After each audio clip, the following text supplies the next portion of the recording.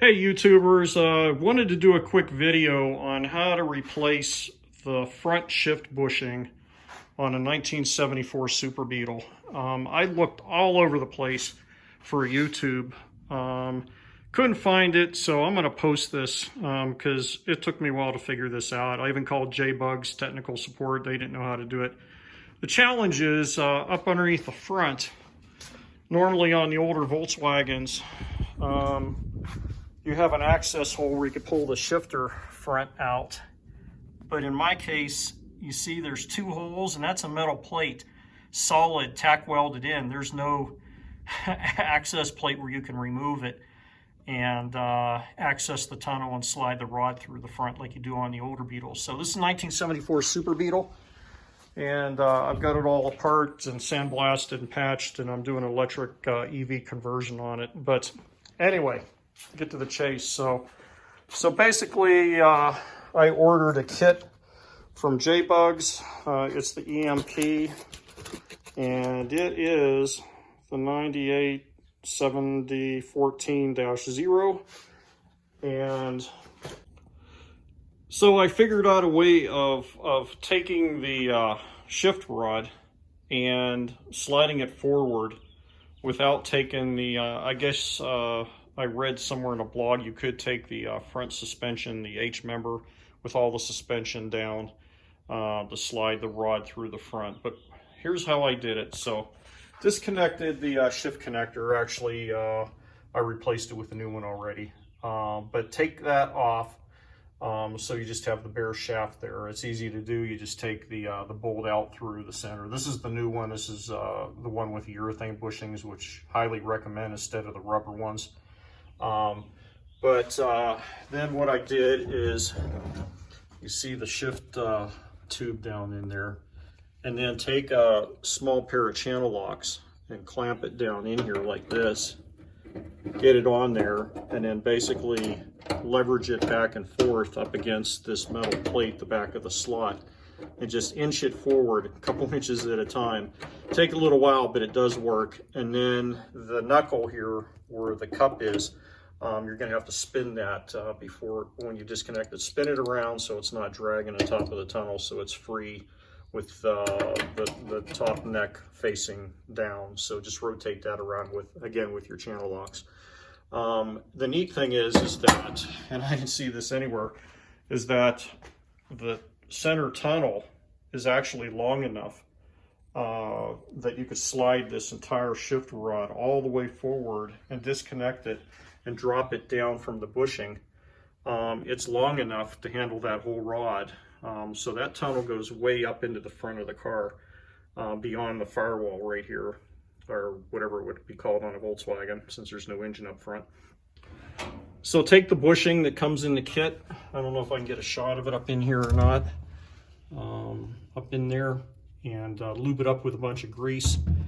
Pull the old one out in case mine was all just rotted, it just fell out. But put the new bushing on, put the snap ring on, grease it up really good, and shove it back in the hole with your two fingers. Just get it on there and have some fun with it, and push with your two fingers up in there. So the bushing actually probably is going to be up around in here, that metal plate with a circle in it, with a hole in it, where you're going to push that bushing in.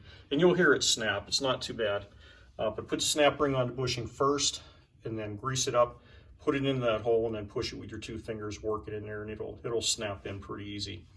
Then after that, you'll have the shift rod laying down there, right about in here. And then you want to lift it up, and if you tie a string on it, that might help. But I found the string kind of made it tougher to go through the flange, so I just lifted it up with a pair of pliers down in there, and got it lined up, slid forward with my fingers right in the hole. And then from there, take your channel locks or put a pair of vice grips on, neck it back here, and then hit it with a hammer, and it'll go through, push that neck through the bushing. Okay. Then after you get it a little while, what I found the first time I did this is that the shift rod actually was laying on the bottom of the tunnel as I was pushing it through, and it probably got underneath some of the cables and probably the heater control tube that goes across through the tunnel. because there's a lot of stuff running this time. You got your clutch cable, you got your gas pedal cable, that sort of thing's all running through there. So what I had to do is, the second time around, I took a flat bar, and I have one of these little things from Lowe's or whatever it is, a little pry bar, but anything that has a hook on the end. So what I did is I slid through the emergency cable, emergency brake area. There's enough of a hole down through there that I could slide that in, and you see the shift tube up in there right now where it's supposed to be. If you don't do this, the thing's going to be laying on the bottom of the tunnel, probably get caught up and jam underneath. And then back here, your neck of the shift rod is going to be laying on the floor. So if you have that happen, that means you're probably tucked under a cable and you can't lift it up high where it's supposed to be in position here. So what I did is I took and I put this through here like this, and then I coupled it on the end. Right now I'm hooked onto it. You can see I'm actually moving the shift rod, and I made like a little cup for it. And then after that, what I did is, since it was just me doing it, you could have a friend help you, but I pulled it up where it was supposed to be like a little saddle, and then I clamped it with a pair of vice grips. And then as I slid the tube back, it basically just rode in that little, you know, the bend on the pry bar, and that made it a lot easier. But you want to keep that up high as you can. You can see it in there right now as I'm jiggling it around. If you don't do that, again, you're going to jam up and have some choice words because it's not going to work. So other than that, after figuring it out, it was pretty straightforward. And then slide it. You can see my cup is almost to the point right now, and I'll put the transmission in, and then I'll push it back the rest of the way another inch or two. And then what you want to do is your rod's probably all credit up. So as you go, I use PB Blaster.